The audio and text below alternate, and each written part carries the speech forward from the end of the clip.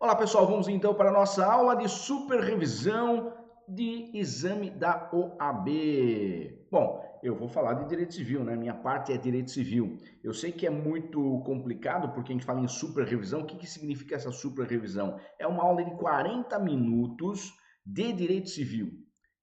Então, a gente sabe que direito civil é a matéria mais ampla que nós temos e a mais extensa, né, que nós temos no direito. São 5 anos de faculdade de direito civil, portanto, resumir em 40 minutos não é fácil, né? Mas, como a gente já tem aquela experiência do que cai no exame de ordem, né, a gente coloca aproximadamente o que mais caíram as questões no exame de ordem, ou seja, as matérias que mais caíram dentro do exame da OAB, que hoje aproximadamente são 6 questões de direito civil, tá? Importantíssima, lógico, a gente não pode zerar nas matérias, isso que é importante é não zerar, tá? Então, se você conseguir fazer metade, pelo menos, né, de 6, 3, 4, super ótimo, super ótimo. Então, pela nossa experiência, o super revisão, a gente consegue, às vezes, acertar metade, né, do que cai na prova de direito civil. Às vezes a gente consegue, né?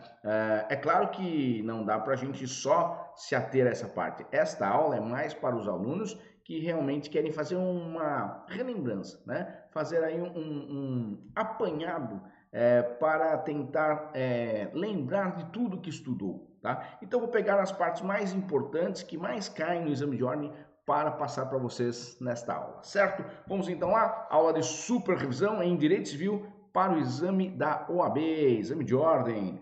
Deixa eu ver aqui, super revisão, certo? Coloquei aqui para vocês, para ficar mais fácil, coloquei aí um slide, né? Para que a gente consiga facilitar, né, a nossa apresentação, porque realmente é muito rápido. Olha só que tem caído bastante também no exame de ordem, a questão da pessoa natural. Então vamos iniciar pela parte geral, né? Então vou falar um pouquinho de parte geral, vou falar um pouquinho de obrigações, vou falar um pouquinho de posse e propriedade, família e sucessões, ou seja, toda a parte da matéria de direito civil eu vou passar, tá?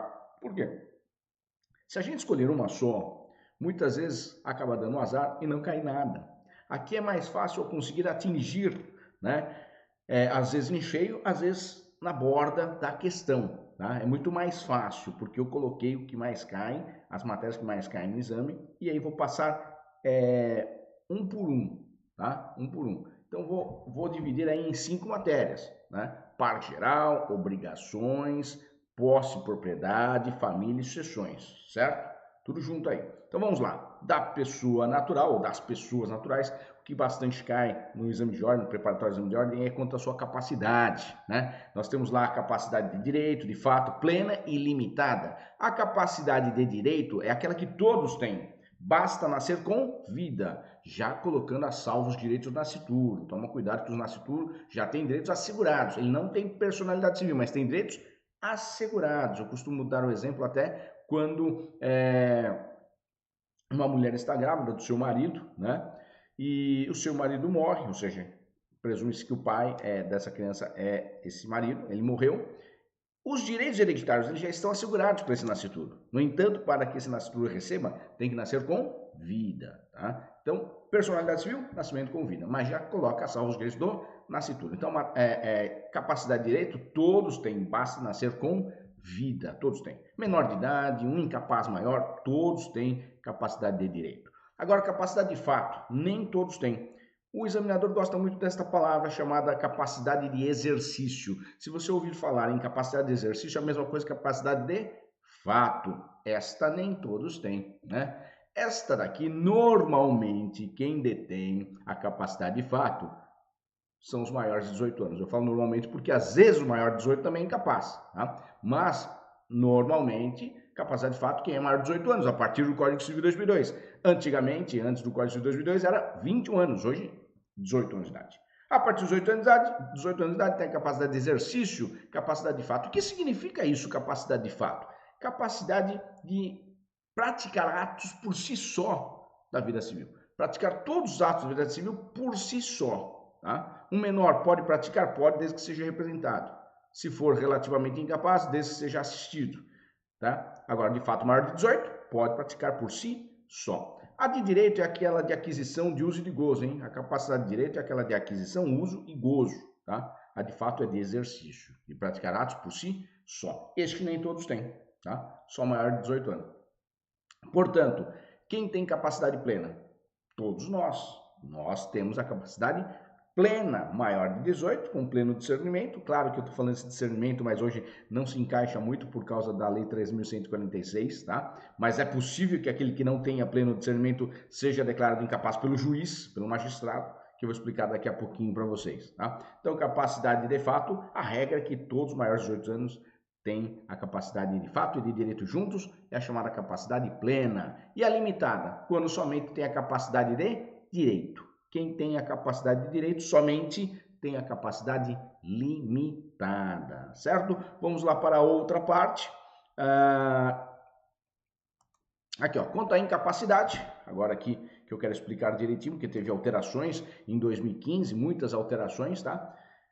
A incapacidade absoluta agora. A incapacidade é aquela pessoa que não pode agir por si só os atos da vida civil. Portanto, a capacidade absoluta é aquela que a pessoa, para praticar esse ato, tenha validade, deverá ser representado. E o relativamente incapaz deverá ser assistido. E se praticado um ato por si só, por um absolutamente incapaz, o ato é nulo, declarado nulo. O efeito ex tunc, retroage tudo, não teve nenhuma validade. Já para o incapaz relativamente, o ato é anulável, o efeito ex nunc, a partir da anulação que é declarada o ato inválido, para trás tem validade, tá? Então o ato é ex nunc, nunc, lembra ex tunc, ex nunc? Ex nunc dá um tapa na nuca, dá um ex nunc, né, que é nunc, lembra de nuca, tapa na nuca para frente, daqui para frente que não tem validade. Tunc, tapa na testa para trás, não teve nenhuma validade. Isso é a diferença de ex tunc e ex nunc, tá? O absoluto é ex tunc com T, tapa na testa para trás, retroage tudo, não teve nenhuma validade.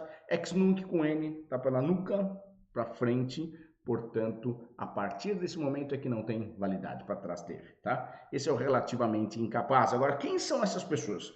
O absolutamente incapaz, atualmente, através da Lei 3.146 de 2015, o absolutamente incapaz está no artigo 3º e houve muita modificação. Nós tínhamos muitas pessoas lá, muitas não, né? 3, e aí tiraram essas 3 pessoas. Agora nós temos apenas uma pessoa que é absolutamente incapaz, e é em razão da idade, tá? Em razão da idade. Olha aqui.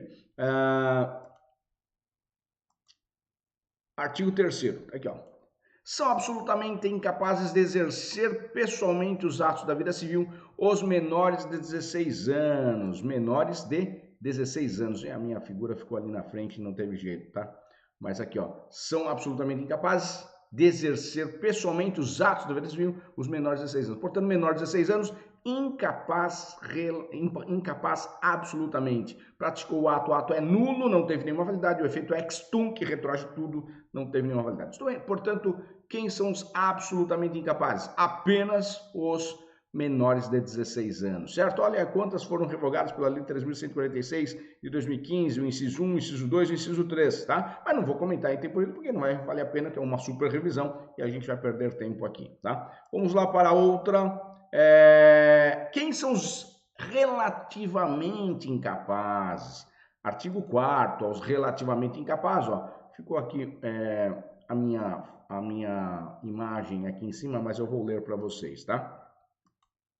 São incapazes relativamente a certos atos ou a maneira de os exercer, tá? Ali é onde a minha figura está tapando, né? Ou a maneira de os exercer, tá? Ou a maneira de os exercer. Redação dada pela Lei 3.146 de 2015. Por quê? Porque também teve muita modificação. Alguns que estavam absolutamente incapazes no Código Civil de 2002 mesmo, foi alterado pela Lei 3.146 de 2015 e foi transferido para o relativamente incapaz. Esse permaneceu, o inciso 1, os maiores de 16 anos e menores de 18 anos, ou seja, relativamente incapaz em razão da idade, entre 16 e 18 anos, chamados menores púberes, grava esse nome, menores púberes, o examinador gosta muito desse nome, menores púberes entre 16 e 18 anos, menores impúberes, menores de 16 anos, absolutamente incapazes. Às vezes ele não coloca a idade, coloca o nome. Menor impúbere é o menor de 16, absolutamente incapaz. Menor púbere, entre 16 e 18 anos, relativamente incapaz, tá? Mais um. 2. Os ébrios habituais, os viciados em tóxicos e os que por deficiência mental têm um discernimento reduzido, revogado. Esta foi revogada. Olha, foi revogado a questão do deficiente mental, tá? Porque a Lei 3.146 de 2015 é o Estatuto do Deficiente, portanto, houve esta alteração, tá? Como que ficou? Olha ali o inciso 2, como que ficou agora. Os ébrios habituais, os viciados em tóxicos somente, não tem mais deficiência mental que tenha discernimento reduzido, esse tirou, tá? Não tem mais. Tudo que menciona sobre discernimento, como eu mencionei para vocês agora há pouco, não é mais relativamente nem absolutamente incapaz, tá? Pode ser declarado, sim, pelo magistrado, pelo juiz, precisa ser proposta uma ação, tá? Fora isso, não é considerado mais em razão desta legislação. Em razão de que deveria ser, como dizer, devem ser incluídos essas pessoas na sociedade. Lei da inclusão também é denominada essa legislação, tá? Então ficaram somente lá, dois, os ébrios habituais e os viciados em tóxicos. Ou seja, quem são os ébrios habituais? Costumo brincar e falar o seguinte: ébrio habitual é o pudim de pinga, é o manguaceiro, o cachaceiro, aquele que entra no bar, bebe 2 dedos só. Se não tivesse dedinho, vai até o chão, tá? Então é o alcoólatra.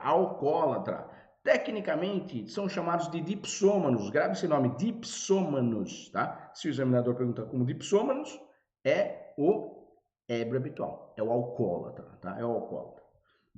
E o outro é os viciados em tóxicos. Os viciados em tóxicos são os drogados, a gente costuma chamar de os nóia, né? Os 13, então, ou seja, os viciados em drogas. Portanto, este considerado também relativamente incapaz. Claro que aquele que você vê beber no bar todo dia, né? E às vezes sai meio cambaleando, né? E aquele que você vê fumando lá uma droga, usando, né? Também a droga, ele não é considerado relativamente incapaz e pronto, tá? Ele deverá ser proposta uma ação de curatela, de interdição e feito aí uma perícia para ser considerado relativamente incapaz, certo? Mas o exame de ordem, não vão perguntar tudo isso, fica tranquilo, ó. É muito mais objetivo o exame de ordem, toma cuidado, porque o advogado, não o advogado também, mas o estudante de direito,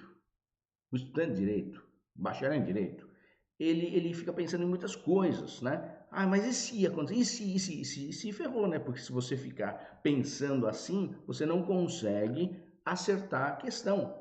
Porque a questão na primeira fase, ela é objetiva. Então, atente-se aos nomes aqui. Ébrio habitual ou viciado em tóxico, relativamente incapaz. Ele não vai perguntar se houve uma ação judicial ou não houve ação judicial para ser declarado. Você entendeu? Tem que tomar cuidado com isto. Essas são as dicas importantíssimas para vocês aí fazer o exame de ordem, tá? Que mais que nós temos aqui?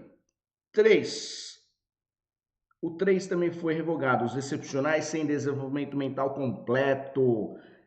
3 foi revogado pela Lei 3.146 e ela ficou desta forma agora, o 3. Aqueles que por causa transitória ou permanente não puderem exprimir sua vontade, tá? Aqueles que por causa transitória ou permanente não puderem exprimir sua vontade. Essa daqui é uma pessoa que é relativamente incapaz. Veja que este termo estava no absolutamente incapaz no Código Civil de 2002, antes dessa legislação. Essa legislação fez nova redação inserindo no relativamente incapaz, tá? Ou seja, aquele que está por causa transitória ou permanente não pode exprimir sua vontade. Ele não consegue exprimir sua vontade, seja permanente ou provisória. Ele é considerado relativamente incapaz e não mais absolutamente incapaz. Cuidado, tá? Claro, tem uma polêmica em cima disso, mas para vocês eu não vou ficar aqui falando, porque não importa, como eu falei, é objetivo. Grava que esse é relativamente incapaz e não é mais absolutamente incapaz, certo? Mais um. 4. Os pródigos, esse manteve. Os pródigos são aqueles que gastam mais do que podem, não têm discernimento quanto ao dinheiro. Bom, cuidado, não é aqueles que gastam mais do que podem, porque se fosse aqueles que gastam mais do que podem, 90% da população seria considerada pródiga, tá? Não, na verdade, são aquelas pessoas que gastam compulsivamente, né? porque não em razão da economia, né? Porque às vezes a pessoa, o salário está defasando e ela está gastando porque realmente é necessidade, tá? Então a questão do pródigo é realmente uma doença, por isso que é considerado relativamente incapaz e tem que ser proposta uma ação de interdição.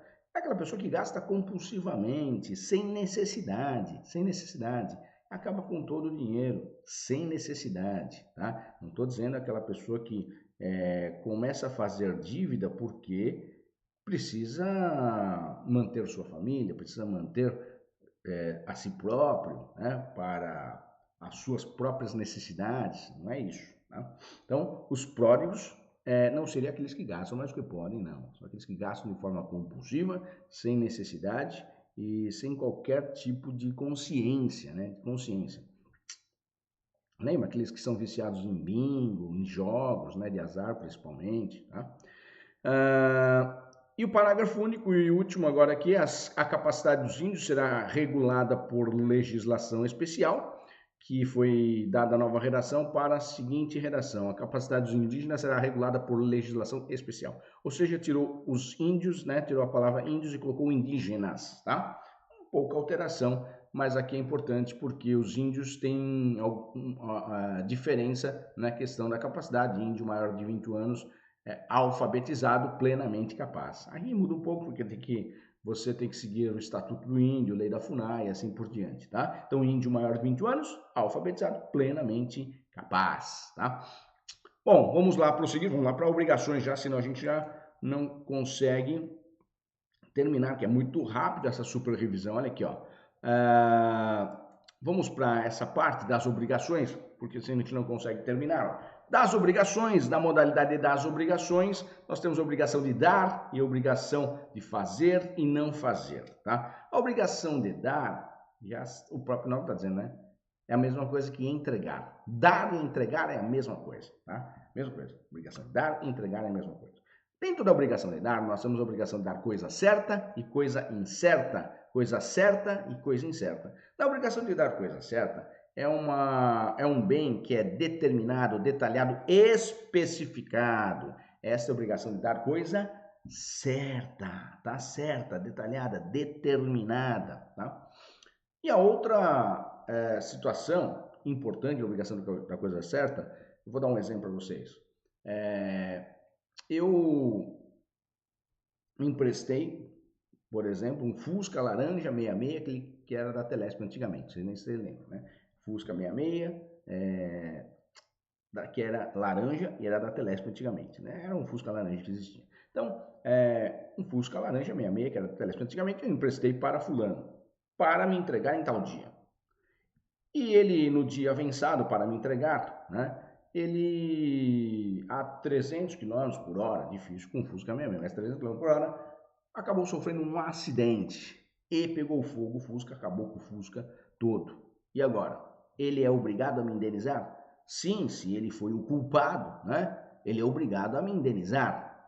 Mas existe exceção? Existe, se for caso fortuito ou força maior, né? Aí ele se desobriga da responsabilidade civil, caso fortuito for maior. Esse não, ele estava 300 km por hora com o Fusca 66, realmente ele foi culpado, portanto ele tem que me indenizar, mas o Fusca não tem mais, tem que me indenizar de acordo com o que era do valor daquele Fusca. Veja que não é só aquele valor, né, que às vezes que não vale nada, mas um valor sentimental, tem que ser avaliado tudo isso, tá? Toda essa situação que seria importante, porque ele não pode me entregar mais, ele teria que entregar aquele. Portanto, se ele não consegue entregar mais, tem que indenizar, tem, inclusive danos morais, tá? É possível aqui. Então, perda ou deterioração da coisa, sim, tem que indenizar, né? Se deteriorar a coisa ou perder. Agora, na obrigação de dar coisa incerta, né? Aqui, ó, obrigação de dar coisa certa e incerta, coloquei, né? Obrigação de dar coisa incerta agora, tá? Na obrigação de dar coisa incerta, neste caso, na obrigação de dar coisa incerta, não é tão incerto assim, tá? Porque pelo menos você indica o gênero e a quantidade. Na obrigação de dar coisa incerta, pelo menos você indica o gênero e a quantidade. Por exemplo, A emprestou 3 cavalos para B. né? E no dia avançado, o B foi entregar os 3 cavalinhos para ele, né? Então, 3 cavalos. Não falou se era manga larga, puro sangue, né? Ou pangaré. Não falou nada. 3 cavalos. Isto é gênero. E quantidade 3. Tá? Essa é uma obrigação da coisa incerta. Então, ficou o avançado que o B entregaria em tal data para A os 3 cavalos. E nesse dia avançado, o B foi entregar para A esses 3 cavalos, ele lá com seus cavalinhos, pocotó, pocotó, pocotó, e surgiu um temporal, né, que começou a dar vários relâmpagos e caiu na cabeça dos 3 cavalinhos. Não, é outro som, o cavalo é outro som. Mas morreram os 3 cavalinhos, morreram os cavalinhos. E agora? Né? Tem que o B indenizará? Tem ou não? Bom, primeiro que pode ser caso fortuito ou força maior, né? E agora? Deve indenizar ou não? Deve. Cabe caso fortuito ou força maior? Não, não cabe. Não cabe. Veja que na obrigação de dar coisa certa, cabe caso fortuito ou força maior, que daí ele não deve indenizar. Agora, se não foi caso fortuito ou força maior, pegou fogo, o carro porque ele estava a 13 km por hora, na obrigação de dar coisa certa, ele tem que indenizar. Certo? Agora, se for caso fortuito ou força maior, cai um raio no Fusca, na obrigação da coisa certa. Cai um raio no Fusca. Se cai um raio no Fusca e pegou fogo, é excludente de responsabilidade civil. Agora aqui, na obrigação de dar coisa incerta, 3 cavalos, não falou se era manga larga, puro sangue, nada disso. Tá? E caiu um raio na cabeça dos 3 cavalos e morreram. Foi o quê? Foi um caso fortuito ou força maior. Portanto, é obrigado a indenizar? Não tem excludente de responsabilidade civil. Na obrigação de dar coisa incerta, não tem excludente de responsabilidade civil. Olha só, esse já caiu no exame, hein? Tá? E eu lembro que eu sempre falava, brincava com esses cavalinhos, né? E caiu, mas caiu como touro. Mas foi bem parecido, caiu como touro, né? Então, assim, preste atenção, né, nas diferenças da coisa incerta e certa, nas consequências. Então, aqui, na obrigação de dar coisa incerta, não há excludente de responsabilidade civil. Tá? Por quê? É gênero e quantidade. Morreram aqueles 3 cavalos, o B agora vai ter que ter outros 3 cavalos e entregar os 3 cavalos para o A.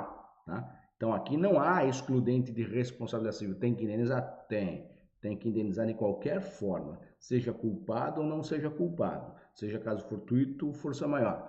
De qualquer jeito vai ter que entregar os 3 cavalos, porque não fala se é por sangue, manga larga ou pangaré, nada. Tem que entregar 3 cavalos, certo? Essa é a obrigação da coisa incerta, hein? Incerta. A obrigação de fazer é aquela de prestação, né? De serviço. Obrigação de fazer é aquela de prestação de serviço. Na obrigação de fazer, nós temos a obrigação de fazer pessoal e a impessoal. Né? Então, a obrigação de fazer é de praticar atos. Não é objeto, é praticar atos. Como eu disse, prestação de serviço. Tá? Então, nós temos a pessoal e a impessoal. O próprio nome já está dizendo, né? A obrigação de fazer pessoal é aquela que deve ser feito pessoalmente. É ato personalíssimo. Aquele que foi contratado para fazer é ele que tem que fazer. Tá? Diferente muitas vezes quando você contrata um escritório de advocacia que tem vários advogados na procuração. Esse não é ato personalíssimo. Agora, um criminalista, normalmente, ele é um ato personalíssimo, ele quer contratar aquele criminalista, aquele advogado. Né? Então, ele tem que praticar. O que mais que nós temos que é personalíssimo? Cantores, atores. Eu contratei, né, o Mick Jagger para cantar no meu aniversário. Não contratei o cover dele, aí parece um cover, não pode. É a própria pessoa, tá? Seja ele artista, ator, cantor, normalmente é personalíssimo, né? Portanto, passa a ser uma obrigação infungível, que é insubstituível, já caiu no exame de ordem como infungível, tá? Com obrigação de fazer pessoal, com obrigação infungível. Tome cuidado, insubstituível. E a obrigação de fazer impessoal é aquela que a obrigação ela é fungível. Não importa quem pratica o ato, importa que ele foi concluído, que ele foi feito. Tá? Por exemplo, eu contratei um escritório de limpeza para limpar o meu escritório. Um dia a empresa manda A, um dia manda B, um dia manda C. Importa para mim? Não importa. Importa que esteja limpo.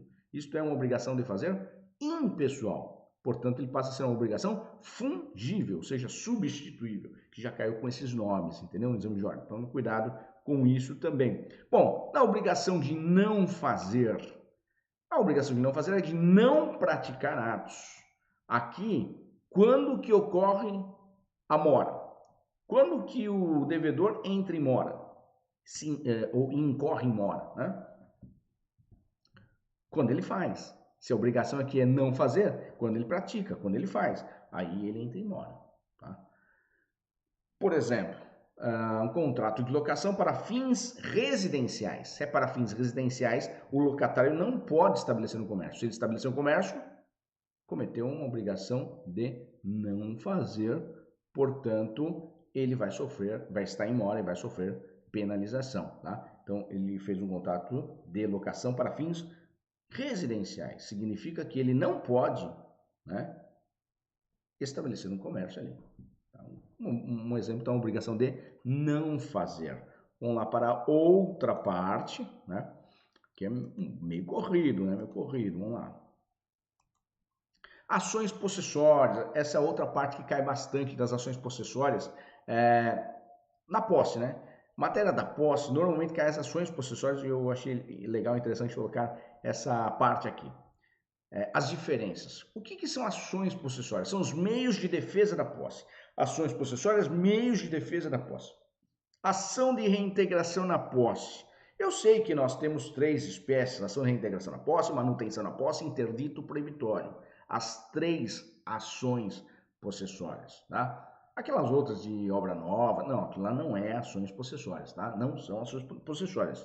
Aquelas são algumas são ações de direito de vizinhança, inclusive, tá? Ações possessórias, meios de defesa da posse. Somente esses 3. Reintegração na posse, manutenção na posse, interdito proibitório. Mas quais são as diferenças? Que quando cai no exame de ordem, cai as diferenças. Na reintegração na posse, quando ocorre o esbulho.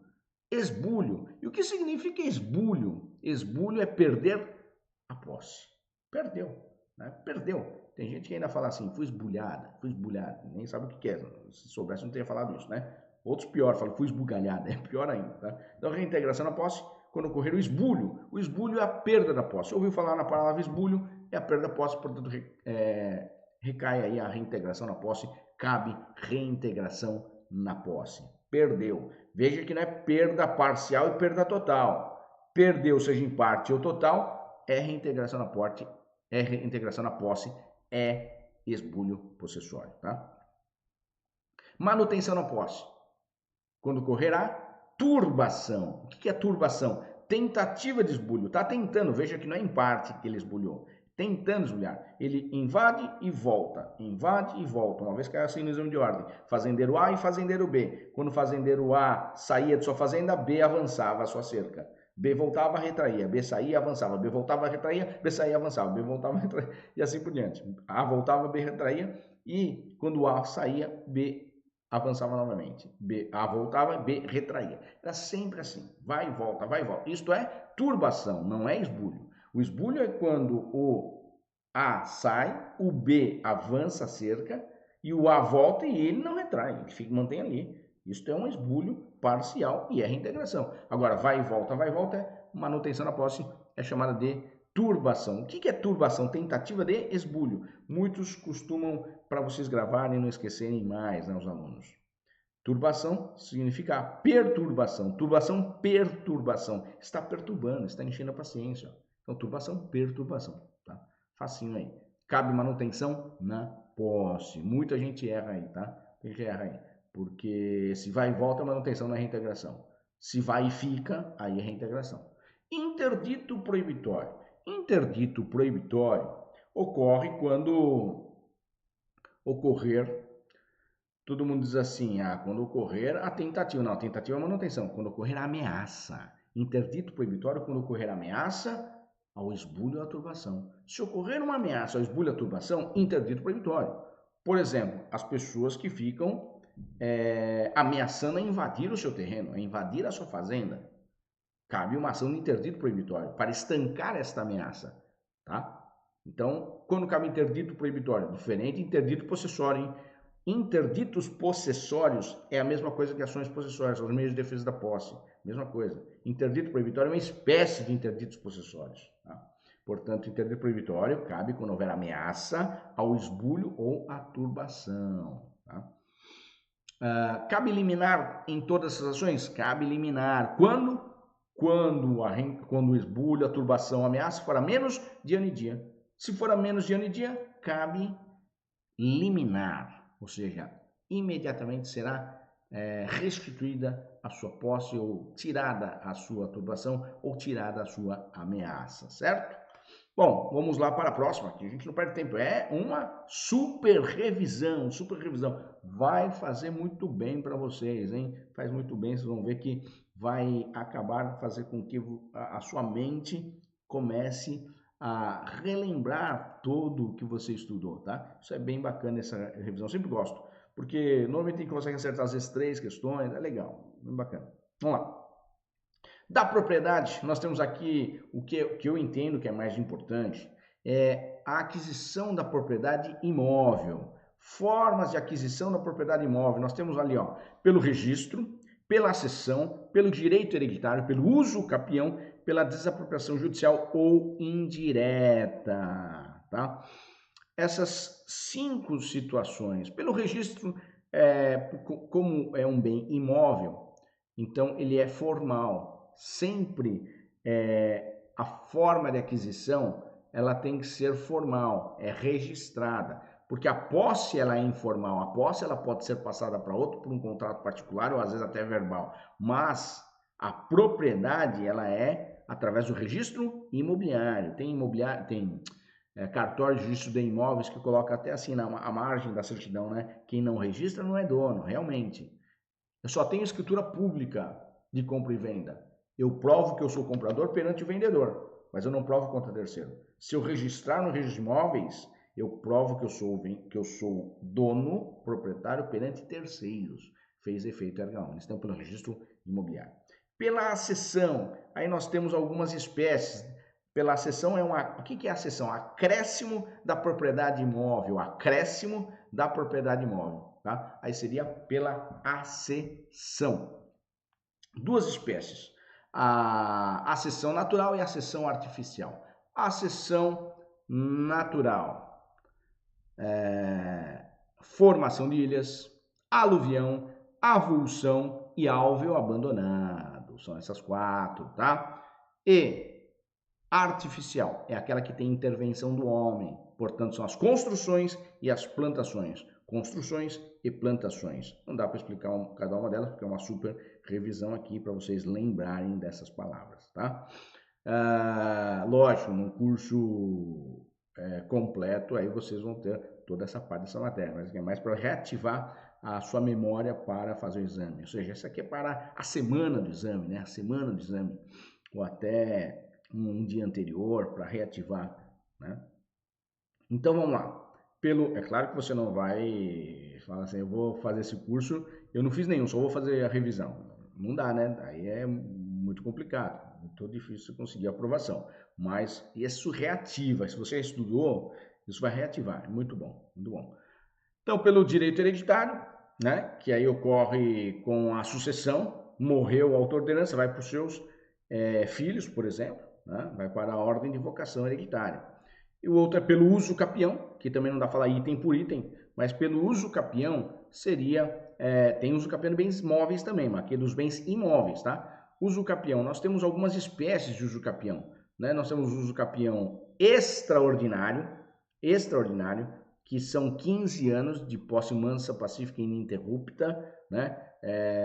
E esse caso não precisa ter título nem boa-fé, né? Ela pode ser injusta no uso capião extraordinário. E aí nós temos o uso capião ordinário, este que depende de título e boa-fé, tá? Mas ele são 10 anos, aí cai para 10 anos e pode cair para 5 anos, né? Se o possuidor estabelecer sua moradia no imóvel, tá? Então cai para 5 anos, o ordinário pode cair para 5 anos. Nós temos o 10 anos e os 5 anos para o ordinário, tá? E o outro que nós temos é o especial. O especial nós temos o urbano e o rural. Lembra? O urbano, para imóvel até 250 metros quadrados, um dos requisitos, hein? Tem mais. Mas a gente aqui é mais rápido aqui, ó. Imóvel até 250 metros quadrados, que sirva para moradia, e o prazo é de 5 anos de posse mansa, pacífica e ininterrupta, e esse também pode ser uma posse injusta, sem título, tá? Não tem problema aqui. Mas não pode ter outro imóvel, hein? Não pode ter outro imóvel, tá? E o rural, uso capião especial rural, também são 5 anos de imóvel até 50 hectares, porque é rural, 50 hectares, tá? Que sirva também para a moradia ou para o labor daquela pessoa que esteja lá plantando, né? Fazendo alguma coisa naquelas terras, certo? Aí nós temos o outro uso capião que é novo, que é o uso capião familiar, né, que está no artigo 1240-A do Código Civil, portanto é imóvel até 250 metros quadrados, mas tem como requisito o abandono de lar de um dos cônjuges, abandono de lar de um dos cônjuges do ex-companheiro, né, por 2 anos. Então, abandonar o lar por mais 2 anos, aquele que ficou no imóvel tem direito ao uso capião da outra parte, dos outros 50%, tá? Então, tem que ser de imóvel até 250 metros quadrados, que sirva para moradia, e o imóvel tem que ser dividido, ser dos dois. E outro requisito, abandono de lar por 2 anos por parte de alguém, certo? Está no artigo 1240-A do Código Civil. Então, você viu, tem 4 espécies de uso capião, né? E dentro do especial nós temos aí 3, né? Na verdade, o rural, o urbano e o familiar, tá? Bom, outro, desapropriação judicial ou indireta, também está, esse aqui está no artigo 1228, ele se confunde um pouco com o uso capião urbano coletivo. Ficou faltando mais um do uso capião. Uso capião urbano coletivo, que é imóvel acima de 250 metros quadrados, né? E que tem que ter várias pessoas, né?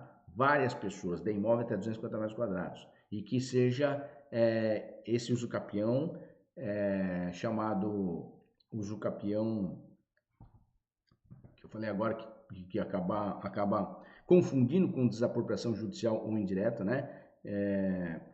Que é aquele uso capião... meu Deus, como que eu ia dizer aqui? Uso capião do artigo 1200... da lei do Estatuto da Terra, né? Que está lá no artigo 10, salvo engano, tá? Urbano coletivo. Uso capião urbano coletivo. Acabei de falar agora, acabei de esquecer também. Então, o uso capião urbano coletivo é bem parecido com desapropriação judicial ou indireta, tá? Confunde, que parece que tem os mesmos requisitos, mas é diferente. Então, o uso capião urbano coletivo está na Lei 10.252, né? E a desapropriação judicial ou indireta, ela está no artigo 1228 do Código Civil. Ele não é uso capião. Por quê? Porque na desapropriação judicial indireta existe uma indenização. E menciona, me parece, que o Estado que vai indenizar. No uso capião não existe indenização. Você adquire a propriedade independentemente de indenização, tá? O proprietário perde, né? Por que perdeu? Porque perdeu por abandono, né? De um certo tempo que a lei determina. Desapropriação judicial, não. Desapropriação judicial existe uma indenização, tá? Então o proprietário recebe uma indenização. Essa é a diferença.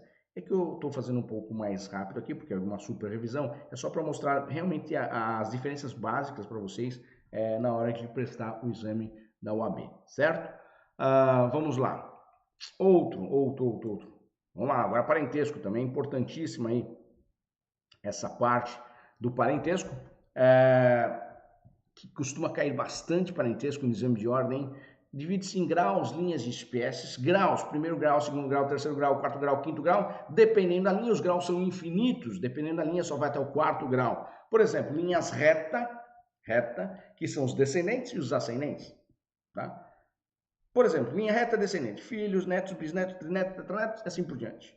Linha reta ascendente, pais, avós, bisavós, trisavós, tetravós, e assim por diante. Enquanto tiver alguém lá em cima, vai. Enquanto tiver alguém lá embaixo, vai. Ela é infinita, a linha reta, jamais se extingue. Veja que eu não falei tataravô e tataraneto, hein? Não existe, tá? É bisavô, trisavô, tetravô e assim por diante. Não existe tataravô. Se existisse tataravô, depois do tataravô seria o quê? Tataravô. E o outro seria tataravô. Não é, tá? Tá errado. Então, é infinito, jamais se extingue em linha reta. A linha colateral, não. São parentes que provêm de um tronco ancestral comum. O que seria o tronco ancestral comum? Mesmo pai, mesma mãe, mesmos avós. Por exemplo, irmãos, mesmos pais, o mesmo pai, a mesma mãe.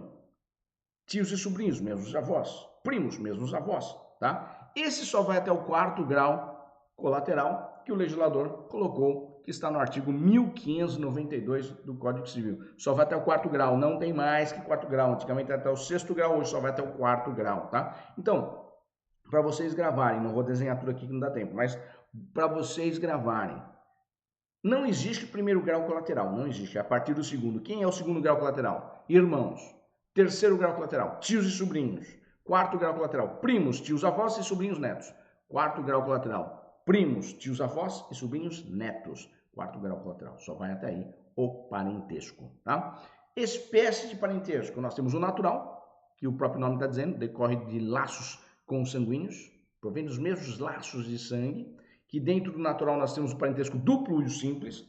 Parentesco duplo são os irmãos germanos, não são germânicos, são germanos, né? São os filhos dos mesmos pais, parentesco duplo, e os irmãos unilaterais, que nós temos por parte de pai e parte de mãe. Unilaterais consanguíneos e unilaterais uterinos.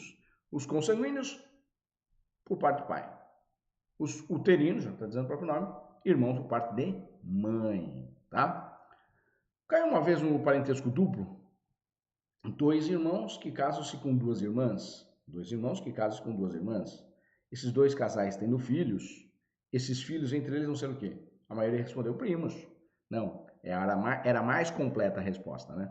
Duplamente primos, porque são primos por parte de pai e por parte de mãe ao mesmo tempo, né? Normalmente o seu primo ele é unilateral, ou ele é por parte do pai ou é por parte da mãe. Agora, 2 irmãos que casam com 2 irmãs, e esses 2 casais têm filhos, esses filhos entre eles são duplamente primos, tá? Foi isso que caiu no exemplo. Outro parentesco é o parentesco civil. O parentesco civil é aquele que a lei civil autoriza o parentesco. Primeiro, a adoção. Adotante e adotado são pais e filhos legítimos, porém não naturais. Filiação socioafetiva. Filiação socioafetiva está na moda hoje, né? Pai socioafetivo é aquele que cria, não foi aquele que forneceu material genético, mas ele criou durante certo tempo e tratou como filho, e o filho tratou como pai, tá? Seria uma filiação socioafetiva. E o outro que nós temos é em decorrência da inseminação artificial heteróloga. Essa também já caiu no exemplo de ordem há muito tempo. Artigo 1597, inciso 5, 1597, inciso 5, presunção legal da paternidade, né? O que significa inseminação artificial heteróloga? É aquela que o marido quer ter filhos com sua esposa, mas ele não pode, ele é estéril, mas aí ele quer ter filhos, então ele autoriza, a lei permite, ele autoriza de forma expressa a sua esposa colher um sêmen de um terceiro, introduzir no ventre de sua esposa via artificial. Artificial, hein? Não vai autorizar natural, que você vai ver que é bom depois. Ela vai falar assim, não deu certo com isso, quero outro. É artificial, tá? Portanto, se ele autorizou, né, a inseminação artificial de um sêmen que não é dele, que ele não pode ter filhos, nascendo o filho, esta mãe é legítima e natural. Mas o pai é legítimo porque ele autorizou, mas não é natural, é um pai civil, tá? Pai civil. E o parentesco por afinidade, esse é o mais conhecido de todos, né? É aquele que decorre de um casamento ou de uma união estável, atualmente, até união estável e união afetiva. Quem são eles? Sogro, sogra, genro, nora, enteado, padrasto, madrasta, cunhados, tá? Lembrando, né, que sogro, sogra, genro, nora, enteado, padrasto, madrasta são parentes em linha reta. Portanto, jamais se extingue. Esta é a má notícia. É parente para sempre. Sogro e sogra é parente para sempre. Não existe sogra, não existe sogro. Existe jaz, sogra, jaz, sogro. Mas jamais existe sogra e sogro. É para sempre e é cumulativo. Casou uma vez uma sogra, 2 vezes uma sogra, 3 vezes três sogra e assim por diante. Tá? Mas tem uma boa notícia que está no artigo 1521, inciso 2. Não podem casar os afins em linha reta. Não podem casar os afins em linha reta, ou seja, jamais você poderá casar com seu sogro ou com sua sogra, jamais poderá, tá? Se casar, o casamento é nulo, por isso que o legislador ele sempre protege o absolutamente incapaz, né? Eu quero ter um relacionamento amoroso com a minha sogra, com o meu sogro, é um absolutamente incapaz, portanto é nulo, é nulo, tá? Não tem validade o casamento, certo? Agora, entre os cunhados é possível, ex-cunhado e ex-cunhada, é correto falar. Divorciou do seu marido, divorciou da sua mulher, morreu o marido, morreu a mulher, Você tem ex-cunhado e ex-cunhada, é correto falar, tanto é verdade que você pode casar com seu ex-cunhado, você pode casar com sua ex-cunhada, tá? Eu falo que não é uma ideia, porque se você casar com ex-cunhado ou ex-cunhada, você aproveita o mesmo sogro, a mesma sogra, e assim por diante, tá? Aproveita a mesma sogra. Bom, esta é a afinidade. Vamos lá para a outra parte do direito de família, que é essa parte importantíssima. Impedimentos matrimoniais, costuma cair bastante também impedimentos matrimoniais, que está no artigo 1521, acabei de falar um exemplo agora do afinidade, né? Vou dar um resumão para vocês, né, para ficar mais fácil. Todos os parentes em linha reta não podem casar, todos em linha reta não podem casar porque é infinito. Seja ele consanguíneo, pai com filha, não pode casar. Seja ele civil, adotante com adotado pode casar. Seja ele afinidade, sogro e sogra, genro e nora não pode casar, tá? Então todos em linha reta não podem casar. O que mais? Os parentes, inclusive até o terceiro grau, está dizendo que tio e sobrinha não podem casar, mas tomem cuidado, tem um decreto 3.200/41, Decreto-Lei 3.200/41, 1941, é antigo, hein? Diz o seguinte, podem casar terceiro grau colateral desde que faça o exame pré-nupcial, e não foi revogado pelo Código Civil de 2002, tá? Não foi, tá? Portanto, em pleno vigor, porque o Decreto-Lei 3.200/41 é uma lei específica, portanto, prevalece sobre a geral, que é o Código Civil de 2002, tá? Porque houve assim, o Código Civil de 2002 ele copiou de 16, né? Mas como o decreto era de 41, revogou de 16. Veio 2002, então ocorreria uma repristinação. 2002 revogou o decreto 41? Não, porque o decreto 41 ele é uma lei especial, prevalece sobre a geral, que é o Código Civil. Esse é o entendimento da maioria, tá? Então, pode casar terceiro grau? Podem, desde que faça o exame pré-nupcial para verificar se o sangue é compatível. Caso houver prole, não vai nascer com uma formação atestada por 2 médicos, tá? Então, eu não posso afirmar que não podem casar terceiro grau, como está no Código Civil, no artigo 1521, inciso 3, se não me engano, tá? Inciso 4, desculpa, inciso 4. Está dizendo que não pode. Cuidado, Decreto-Lei 3.200/41 fala que pode desde que faça exame pré-nupcial. Veja como está no exame, hein? Tá? Quem mais que não podem casar? Os casados. Os casados não podem casar.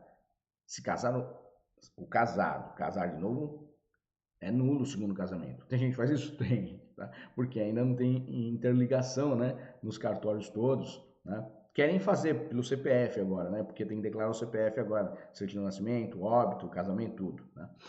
Querem fazer, mas ainda não é possível. É muito grande o país, né? Mas acontece de a pessoa casar de novo e não divorciando, né? Esse segundo casamento é nulo, não tem validade. E ainda dá pena de bigamia, hein? Pena de bigamia. Falando em bigamia, qual que é a pena da bigamia? É fácil, ter 2 sogras. Bom, não sei a pena mesmo, ainda tem crime de bigamia, mas eu não sei porque eu não sou criminalista. Aí pergunto pro professor de penal. Mas é nulo o casamento, tá? Não tem validade. Outro impedimento que ficou é o do crime. Tentativa de homicídio e homicídio contra o consorte, jamais esse sobrevivo poderá casar com o criminoso. Ou seja, a mulher matou o marido e agora o criminoso matou o marido, desculpa, o criminoso matou o marido. E a viúva agora vai casar com esse criminoso. O casamento é nulo, não pode, tá?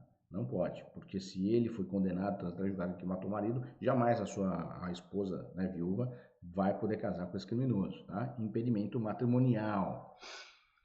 E o caso de anulação? Os casos de anulação, artigo 1557 é o mais importante, do erro essencial sobre a pessoa. Casos de erro essencial sobre a pessoa, né?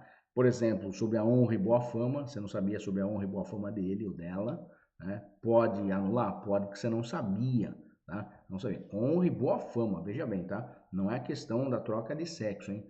Porque às vezes o homem hoje é uma mulher, ou a mulher é homem hoje, né?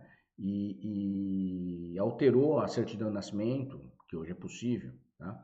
E foi enganado. Isso pode ser erro essencial? Sim, mas não é questão da honra e boa fama. É um erro essencial sobre a pessoa, mas não é questão de honra e boa fama, hein? Tá? Honra e boa fama é outra situação, né? Outra situação. Aqui foi por dentro da legislação que houve alteração do sexo. Mas houve um erro essencial? Houve, porque a pessoa não falou nada para você.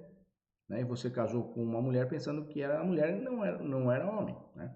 Então, pode ocorrer? Pode, e cabe anulação sim, desde que você não sabia, tá? Porque houve um engano, não é porque alterou o sexo, é porque houve um engano, erro essencial sobre a pessoa, tá? Honra e boa fama também? Sim, mas não é a mesma coisa que eu falei agora. Honra e boa fama é outra situação. Tá? Às vezes, por exemplo, o homem casa-se com uma mulher e não sabia que ela trabalhava em local não muito moral, né? Não moral, não, imoral, né? Imoral. Trabalhava em casas de prostituição, por exemplo, tá? Portanto, este homem poderia anular, se ele não sabia, poderia anular se ele não sabia, porque é honra e boa fama isso aí, tá? Ah, é um criminoso. Não, criminoso tem também específico no artigo 1557, tá? Quando se trata de crime. Se você casou com um criminoso com uma criminosa e não sabia, pode anular o casamento? Pode também, desde que esse crime seja vexatório, tá? Vexatório. Pode anular também. Erro essencial sua pessoa. E a anulação é diferente do nulo, né? O nulo aqui em cima, que é um impedimento, o efeito é nulidade. Se você casar, nos casos de impedimentos matrimoniais, o ato é nulo, o casamento é nulo. Efeito ex tunc, retroage tudo, não tem validade. Já no anulável, efeito ex nunc, a partir daqui do pedido que não tem validade. Lembra? Do tunc, testa para trás, tudo não teve nenhuma validade. Nunc, aqui é nunc, nuca para frente, daqui para frente que não tem validade. Ou seja, teve validade lá atrás. Por exemplo, você casou há 2 anos e você pediu anulação agora. Tá? Portanto, 2 anos para trás teve validade no casamento. Tá? Existe um prazo no erro essencial? Sim, o prazo é de 3 anos hoje para anular o casamento. A partir de quando? A partir do casamento, não é a partir do conhecimento que muita gente fala. A partir do conhecimento, depois de 10 anos, ficou sabendo e pede anulação? Não, é a partir do casamento. Casou, tem 3 anos para anular. Tá? Se não descobriu em 3 anos, não é mais anulação, é divórcio, separação, mas não é anulação. Tá? 1560 do Código Civil, 1560, 3 anos para anular, hein? Causas suspensivas, artigo 1523 do Código Civil, estamos terminando. Causas suspensivas, 1523, está escrito o seguinte: não devem casar. Veja que no artigo 1521, que fala que o casamento é nulo, não podem casar. Se casar, o casamento é nulo. Aqui é não devem. Ou seja, podem, mas não deveriam. Podem, mas não deveriam. Mas podem, olha só que coisa, mas é verdade. Bom, os casos das causas suspensivas, né? Viúvo ou viúva que tiver filhos do primeiro casamento e bens do primeiro casamento tem que apresentar um formal de partilha. Esta viúva pode casar se não apresentar um formal de partilha? Pode, mas vai casar no regime da separação obrigatória de bens. Ela é viúva, pode casar, mas se não apresentar um formal de partilha do marido falecido, vai casar na separação obrigatória de bens, tá? Viúva, nos seus 10 primeiros meses de viuvez, pode casar? Pode, porque é viúva. Mas se casar nos seus 10 primeiros meses de viuvez, vai casar sob o regime da separação obrigatória de bens, porque pode ser que ela esteja grávida. Tá? Tem exceção? Tem. Se ela apresentar um laudo médico que não está grávida, aí não tem problema, pode casar em qualquer regime. Mas a regra é que vai casar na separação obrigatória. Divorciado e divorciada que não fizer prévia partilha, pode casar? Pode, porque hoje o divórcio poderá ser feito sem prévia partilha. Mas vão casar sob o regime da separação obrigatória de bens. Tudo isso para não fazer confusão patrimonial. Então veja aqui, ó, nas causas suspensivas o casamento não é nulo nem anulável, o casamento é válido.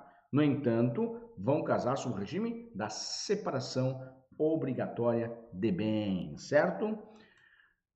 Por último agora, sucessão, que cai bastante. Assim, a gente acaba escolhendo, viu? Porque no dia das sucessões uma questão sempre cai. Ou ele cai ordem de vocação ou ele cai testamento. Um dos dois, tá? Um dos dois. Mas normalmente tem caído ordem de vocação, normalmente. Mas dê uma olhadinha no testamento também, que não dá tempo aqui, porque é uma super revisão, tá? Mas no curso completo a gente fala todos, hein? Todos. Então lembre da palavra da CIS, eu coloco, para gravar ordem de vocação hereditária, artigo 1829 do Código Civil. Faleceu o autor da herança ab intestato, vai para a ordem de vocação hereditária, tá? Morreu o autor da herança, vai para quem primeiro? Para o D de descendentes. Não tem D de descendentes, para o A de ascendentes. Não tem A de ascendentes para o cônjuge ou convivente sobrevivente hoje, hein? O artigo 1790 do Código Civil foi declarado inconstitucional em 2018, 17, mas estamos julgados só em 2018, tá? Hoje o convivente se equipara ao cônjuge aqui na ordem de vocação hereditária. Não tem cônjuge. Aí vai para quem? Para o id-irmãos, que eu falei da CIS, ó. Id-irmãos, que é o segundo grau colateral, começa aqui a sucessão dos colaterais.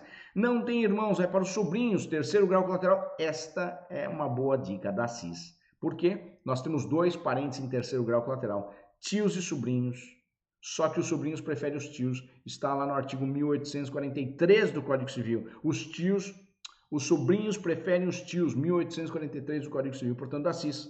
Vai para quem primeiro? Sobrinhos. Não tem sobrinhos, aí sim vai para os tios. Tá? Não tem tios, que é terceiro grau colateral também. Primos, quarto grau colateral, tio, avô e sobrinho neto. Veja que primos, tio, avô e sobrinho neto estão em quarto grau na linha colateral e estes não têm ordem de preferência, vão receber em partes iguais por cabeça se tiver todos esses três, se tiver todos eles, primos, tio, avô e sobrinho neto, vão disputar por cabeça, tá? Não tem ordem de preferência aqui, só preferência é no terceiro grau. E não tem ninguém, aí é herança jacente, deixou bens, herança jacente. Rapidamente aqui, ó, existe uma, que não dá tempo, porque é muito complicado, tá?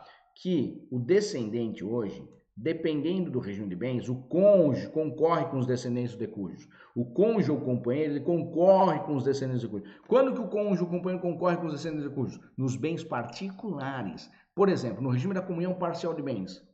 Nos bens adquiridos na constância da união. É meio a meio, portanto é bens comuns, são bens comuns. Portanto, o cônjuge ou companheiro tem direito à concorrência com os descendentes? Não. O cônjuge ou companheiro já tem direito a 50% de meação. O restante vai para os descendentes. Agora, os bens particulares, considerados particulares na comunhão parcial de bens. Os bens adquiridos antes do casamento pelo decújus. Tá? Então, homem morreu, a mulher ficou viva e esse decújus deixou filhos. Esta companheira ou cônjuge concorre com os filhos do decújus? Concorre nos bens particulares adquiridos antes. Concorre. Ela não tem meação, mas ela concorre. Em que partes? A regra é que em partes iguais. Se você pegar o artigo 1832 do Código Civil, em partes iguais, não podendo, é a segunda parte, não podendo receber menos que um quarto. Portanto, se concorrer com seus próprios filhos, que seria filhos também desse sobrevivo, dessa viúva, e tiver mais de 4 filhos, né? Porque daí ela teria um quinto é 20%. E ela tem no mínimo uma quarta parte ou 25%. Então ela recebe no mínimo uma quarta parte ou 25%, o restante divide por 4, tá? Então ela não recebe menos que 25% se concorrer com seus próprios filhos. Agora, se só for filho do decújus, não dela, partes iguais é por cabeça sempre, sempre. Então há concorrência sim, quando ocorrer de ter somente o decújus bens particulares. Nos bens comuns ela não tem concorrência, é só meação. Nos bens particulares concorre, tá? Independente aí dos regimes, vamos dizer assim, né? Porque, independente não, né? Na comunhão parcial nos bens particulares concorre, na separação total também concorre, porque são somente bens particulares, na participação final das quais também concorre, tá? Agora, na separação obrigatória não concorre, na separação obrigatória. Comunhão universal não concorre, está no artigo 1829, inciso 1 do Código Civil, e comunhão parcial de bens, e o decújus deixou bens comuns. Nos bens comuns não concorre também, só nos particulares, certo? Essa é a da CIS, ordem de vocação hereditária. Bom, pessoal, passei bastante, hein? Fiquei aqui 1 hora com vocês, mas foi de grande valia, vai valer muito a pena para vocês, tenho certeza, e boa sorte no exame da OAB, é o que eu desejo para todos vocês. Um abraço, valeu!